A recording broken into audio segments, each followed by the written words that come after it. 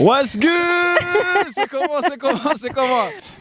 Le festival du film européen, c'est un festival qui est organisé par des pays membres de l'Europe et qui propose des films européens et au niveau de l'Afrique. Niyo umwana w'imfubyi nyuma yo gutakaza abavyeyi biwe ariyaranja akaza arakora urudandazwa buke buke akirira amashuri. Script imeze neza, script ipanze neza mugabo rero le français iri ndani hari ukuntu nyene hari ukuntu kigoye.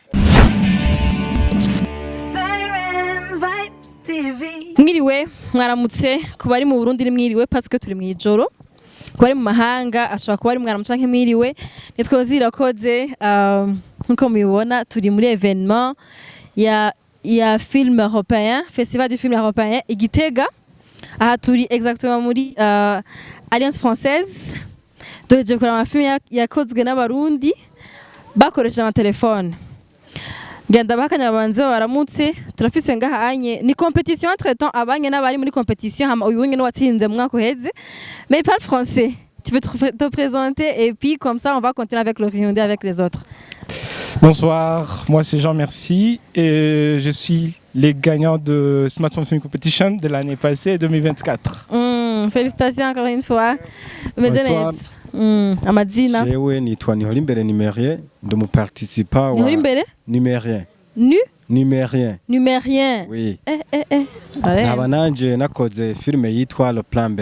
Le Plan B. Oui. OK. Bonsoir. Je nitwa Gishami Urbain. Urbain? Nkaba ndi umurealisateur wa film yitwa Le Coffre. Le Coffre. Bonsoir. Jenny Christophe Nduwindavyi. Nkaba ndi umurealisateur wa film yitwa On fera avec. On fera avec. Oui. Uyu yitwa Jean Merci, Numérien, Urbain, Christophe, Carbosa. Bonsoir. C'est Soko. What's good? C'est comment? So jende muri bamwe bashoboye guherekeza kino gikorwa surtout cha festival du film européen hamwe na Uzirakoze ibintu bimeze fresh. Hari n'abandi bastar bari hariya nka Celia, Vanya Ice, Vanya High. Say hi to the camera. Say hi to the camera. OK. Anyways, je vais commencer par toi. Tu vas nous dire c'est quoi déjà le festival du film européen? Parce que je pense que c'est toi qui connais le festival mieux que les autres. Ok, je vais parler en français parce que... Ouais, je dois parler en français. Alors, le Smartphone Film Competition, c'est une compétition que je découvrais en 2023. D'abord, tu vas nous dire c'est quoi le film européen, le festival du film européen. Si tu connais, bien sûr. Ouais. Si tu connais pas, on va sauter. Le festival du film européen, c'est un festival qui est organisé par des pays membres de l'Europe et qui propose des films européens et au niveau de l'Afrique, qui se déroule chaque année. Et dans ces cadres, ils intègrent les Smartphone Film Competition à l'intérieur du de festival du film européen. Alors, tu vas nous expliquer c'est quoi le Smart Film Competition?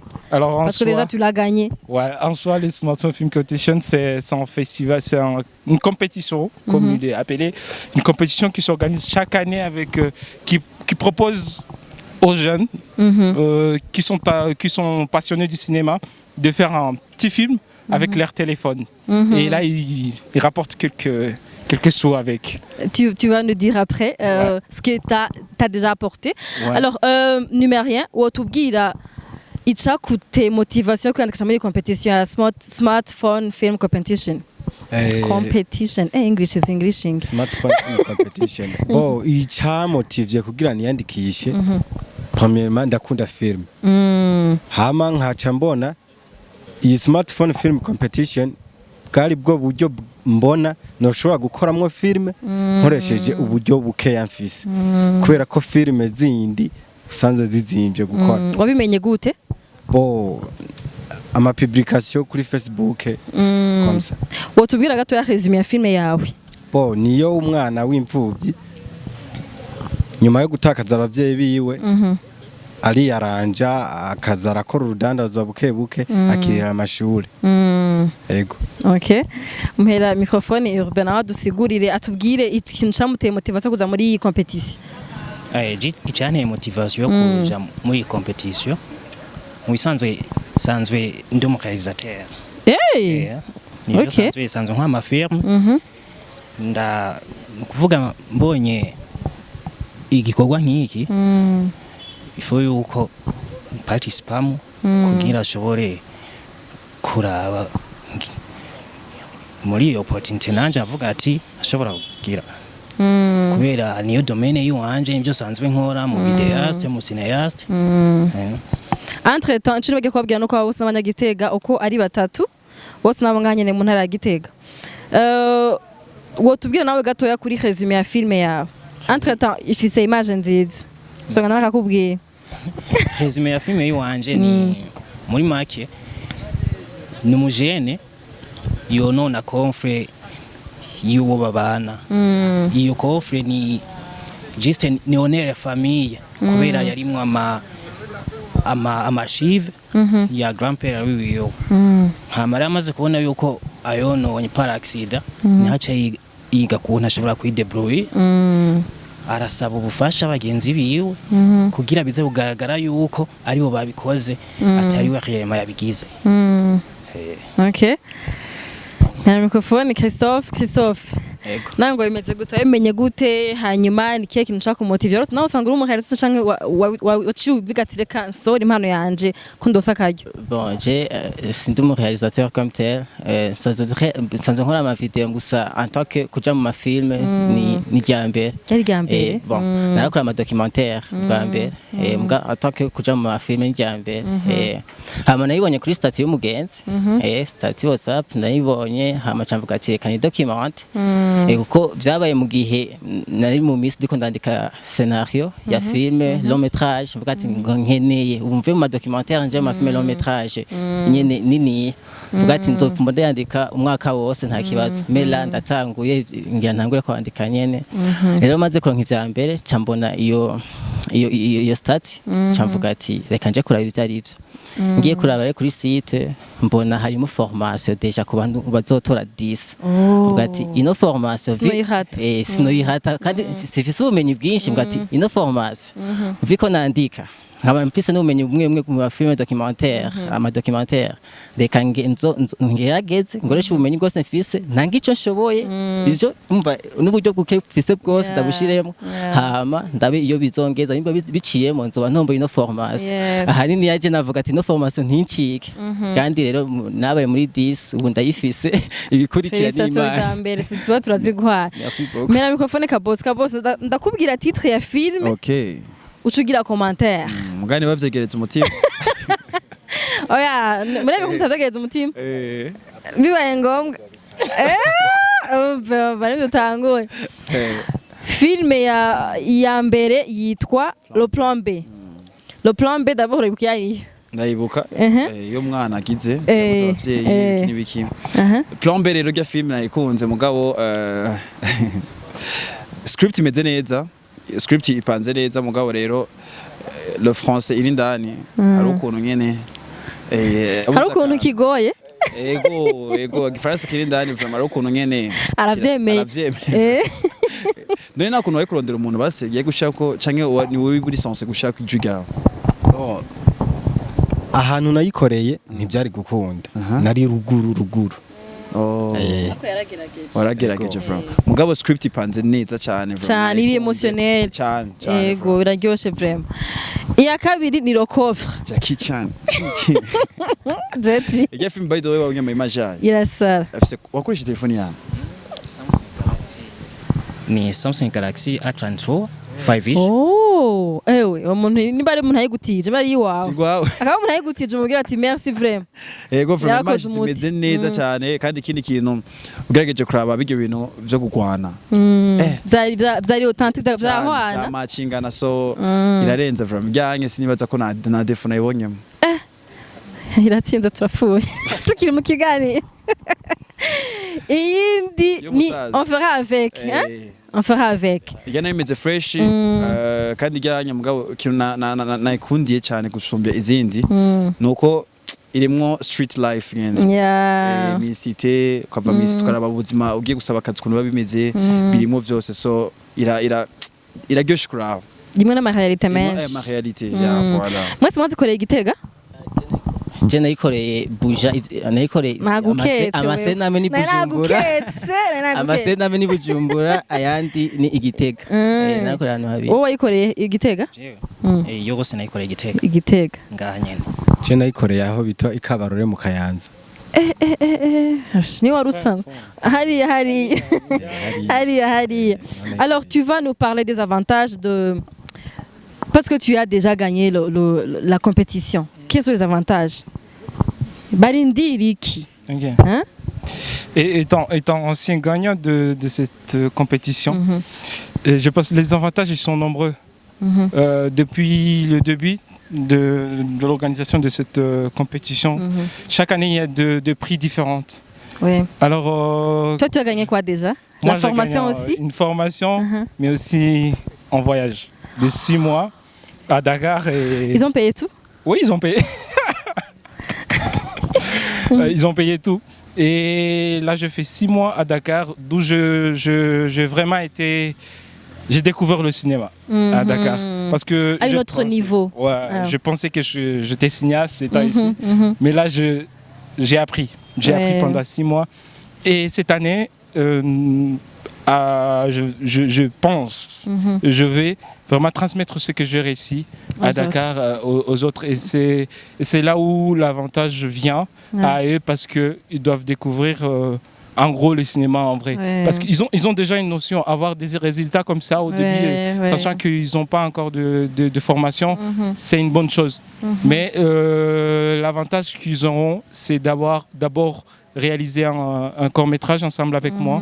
Et ce court-métrage ira dans un festival international. Notamment. Et le gagnant aussi co-réalisera avec moi. Mais les 10 ils seront des chefs de poste. Quand je dis chef de poste, je dis certains seront ils occuperont des postes différents dans le film. Pour réaliser un film, c'est pas une personne, c'est pas un réalisateur seulement, c'est pas un chef opérateur, c'est pas. Il faut beaucoup de gens. J'ai eu l'occasion de réaliser un court-métrage au Sénégal qui a rapporté un 2e prix dans une compétition déjà. Même sans avoir été sorti d'abord ici au Bujumbura, il a déjà rapporté un prix. Et ce court-métrage, je l'ai réalisé avec 60 personnes sur le plateau de tournage. Vous imaginez avoir 60 personnes que tu dois diriger en tant que réalisateur.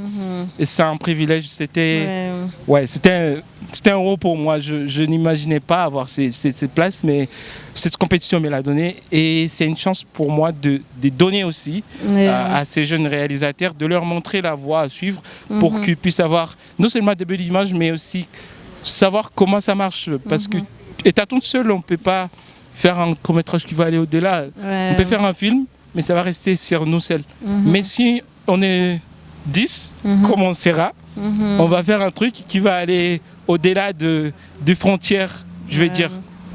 C'est ça. Alors, ikibazo ngenda babaze mwegira ca nyuma ni competition bisigura ngo hari habatsinda wo kujahe garuka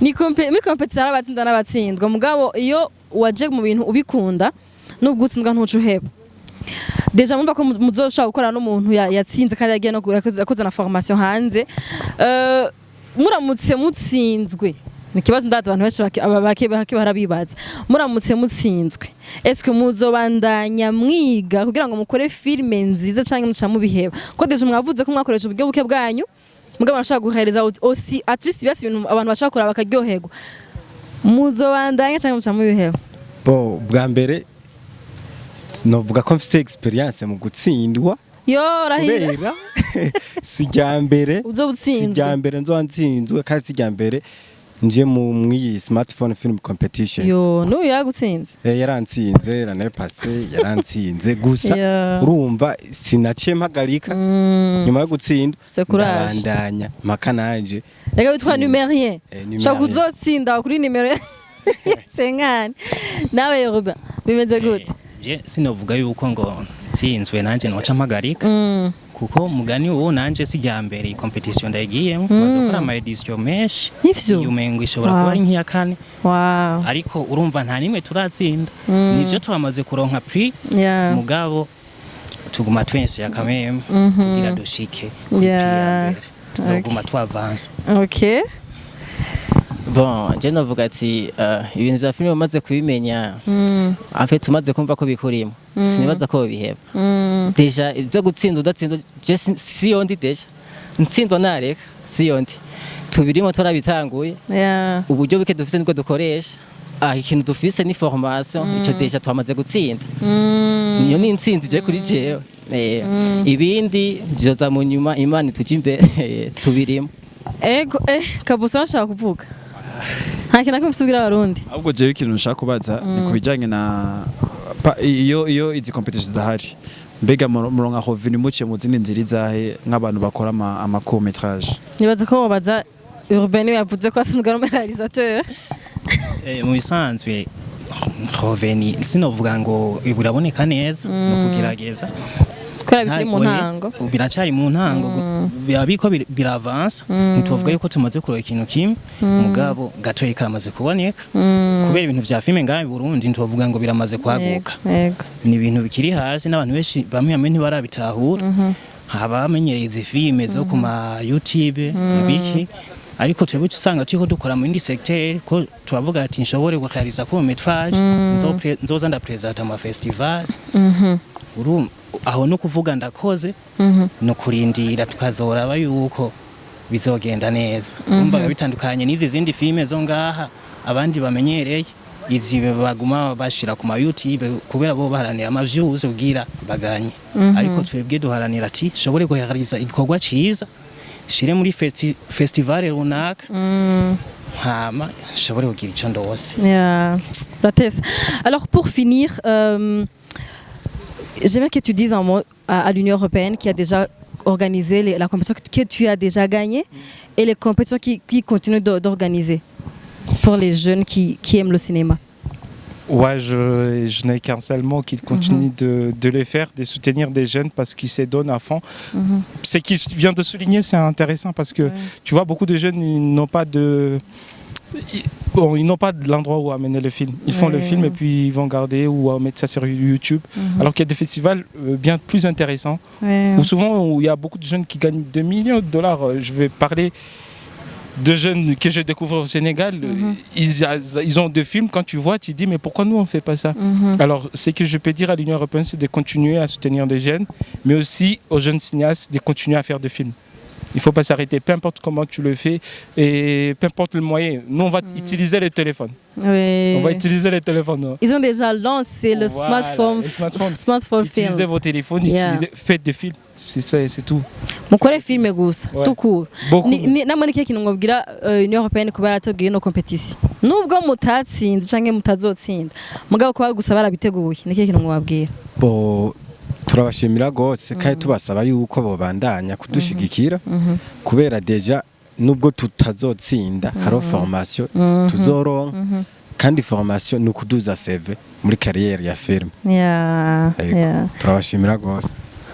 Akajambo kamwe kuri Union Européenne. Ico nabwira Union Européenne iyi competition ni ikintu gikomeye cyane ku basineyaste.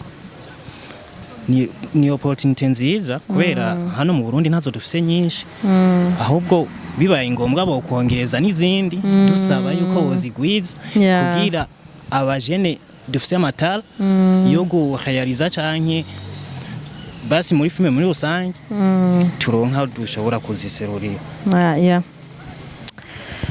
Akajambo kamwe. Merci Union Européenne. Oh wow. Nabiri deja. Kabotse shaka wobwire abajene bashaka ko bakunda film mugabo batiyandikije muri competition. Je ndibaza yuko Union Européenne yaratanze opportunité nziza cyane ku bajene surtout bafite talent zitandukanye gushutinga na telefone.